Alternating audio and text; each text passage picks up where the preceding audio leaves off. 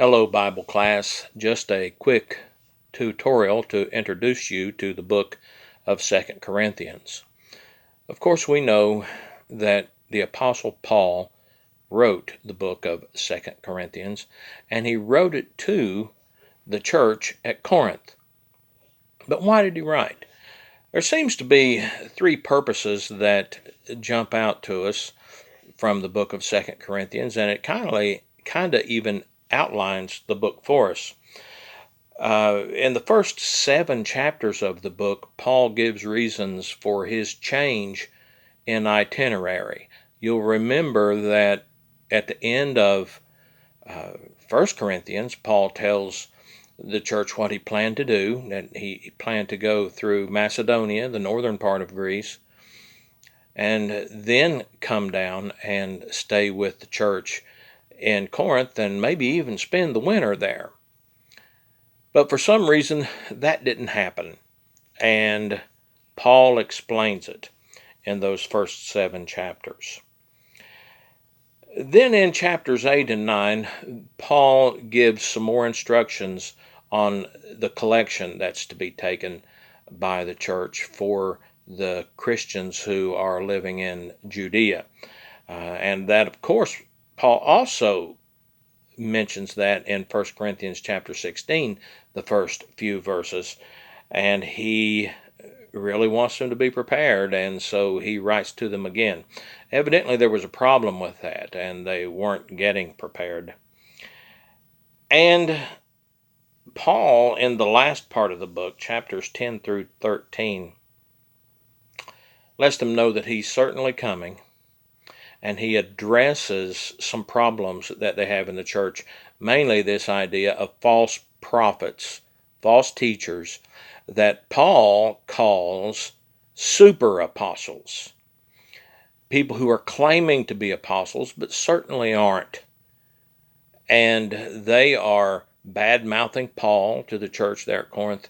And Paul says, I'm going to come and I'm going to address that. It's called the book of 1 Corinthians,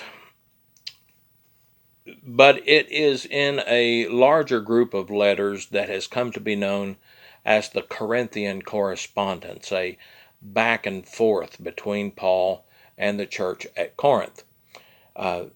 We know from 1 Corinthians chapter 5, verse 9, and I'll read that to you,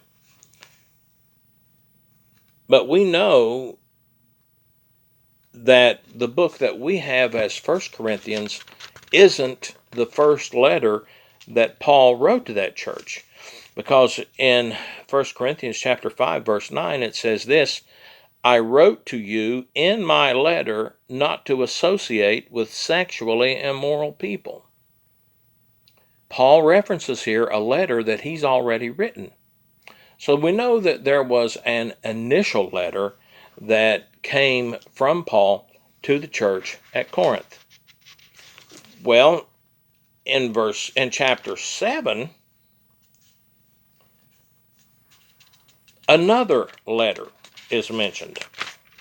In chapter 7, verse 1, after Paul has written about in the first 6 chapters things he heard that were going on in the church at Corinth, in verse 1 of chapter 7 says, now for the matters you wrote about.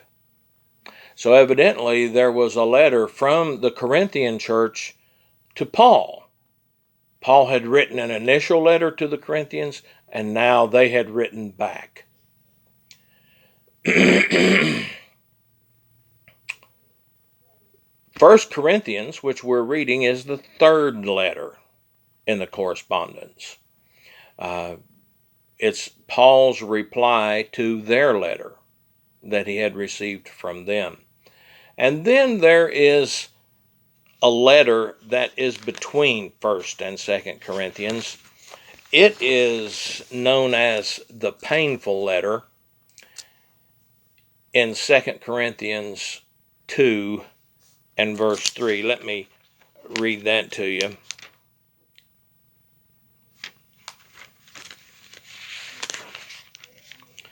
Second Corinthians 2 and verse 3, I wrote as I did, so that when I came, I would not be distressed by those who should have made me rejoice.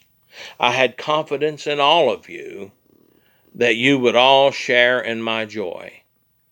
For I wrote you out of great distress and anguish of heart, and with many tears, not to grieve you, but to let you know the depth of my love for you. So Paul writes about this painful letter that distressed him to write. Well, that's not 1 Corinthians, although he does address some problems in 1 Corinthians. This painful letter seems to be a letter written between 1st and 2nd Corinthians. And then the last letter in the correspondence is Paul's letter to the church that we call 2nd Corinthians. So 5 letters in all. There was an initial letter from Paul to the church at Corinth. Then there was a letter back to Paul from them. Then Paul wrote 1 Corinthians as a response to that letter. And then there was another letter Paul wrote to them after 1 Corinthians that he calls a painful letter. It pained him to write it. And finally, we have 2 Corinthians, which Paul writes to the church. I don't know why we don't have those other letters that Paul wrote as far as in the Corinthian correspondence is concerned. But makes me wonder if we might not have 1st, 2nd, 3rd, and 4th Corinthians if that was the case.